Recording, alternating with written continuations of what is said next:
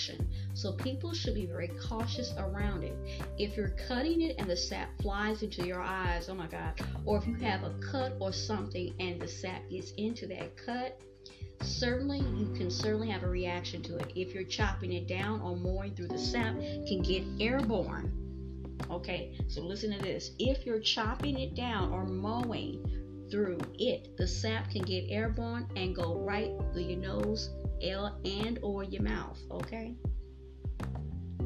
so it says if someone thinks that they have ingested the poisonous plant, Gardner says they should go immediately in Ebonics, immediately, okay, to the emergency room, okay, because that stuff is what they call it, poisonous hemlock. They don't call it poisonous hemlock for nothing, because guess what, it's poisonous. Okay, so they said the symptoms of hemlock poisoning can occur almost immediately.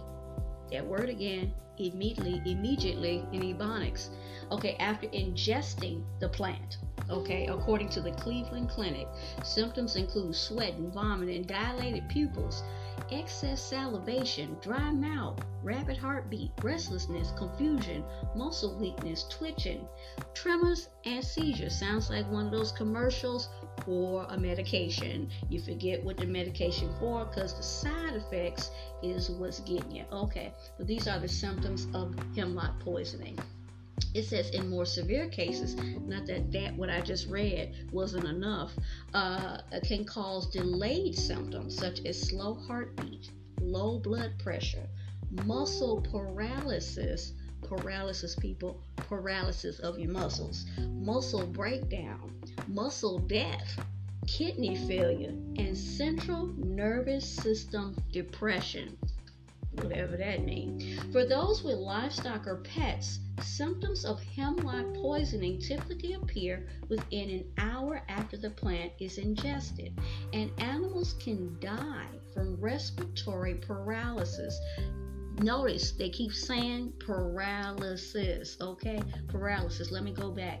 Muscle paralysis, respiratory paralysis within 2 to 3 hours, according to the USDA. Signs an animal has ingested the plant include trembling, salivation, and frothing. Let's read that one more again. Salivation, and frothing. Lack of coordination, dilated pupils, rapid pulse, and guess what? Convulsions. So then it gives you some tips on how to remove this poisonous plant from your property. It says in Illinois, the state's Exotic Weed Act makes the plant illegal to own without a permit from the State Department of Natural Resources. Let me just interject something. I didn't plant this. I don't know where it came from, and I was hoping by reading this article, maybe it could have given me some kind of idea of how it even got in the yard. And they're saying themselves that it's across the nation. It's poisonous. Okay, so it says according to the state's Exotic Weed Act, it makes the plant illegal. I don't want it. I didn't want it to begin with. I didn't know what it was to own without a permit from the State Department of Natural Resources. Small infestations of poison hemlock can be removed by hand. It is strongly recommended that hands are protected with gloves, arms are protected with long sleeves, and your eyes are protected with safety goggles. Well, I didn't have safety goggles, but I wore glasses, so I don't know. Okay, we just leave that alone. According to Ohio State University, plants should be dug out. Yes, they were, with the entire root removed. Done that. Okay, the plant should then be placed in a plastic bag in the trash. Okay, now I just took it straight to the alley. Okay, to the alley. Okay, herbicides are likely the safest option for removal. The non-native weed is susceptible to a wide range of herbicides. So they keep saying how it's non-native. So this is my question. This is the questions. I have many questions. I'll probably leave this world with many questions. How, if it's so... When I think of hemlock, it's something from back, it's archaic, from back in I don't know what eon of a time. How is poisonous hemlock here now? And no one is telling me how it's getting into people's gardens.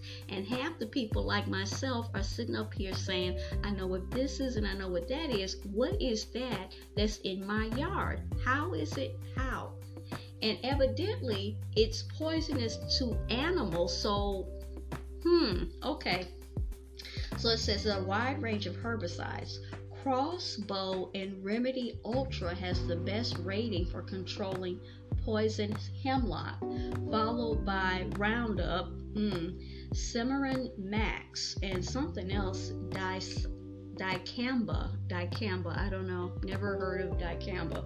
I've heard of Roundup though, and so that is what it is. So they're suggesting that if it's a small patch, or as they call infestation of poison hemlock, it can be removed by hand, and how you're supposed to handle it. But they suggest that you add Roundup in the mix. So now you got poisonous hemlock, and now you got Roundup that has its own set of issues with the whole Roundup thing.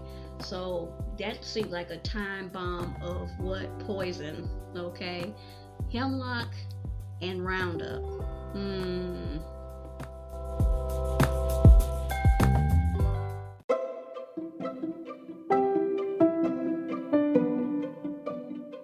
You were just listening to Teachable Moments with April podcast.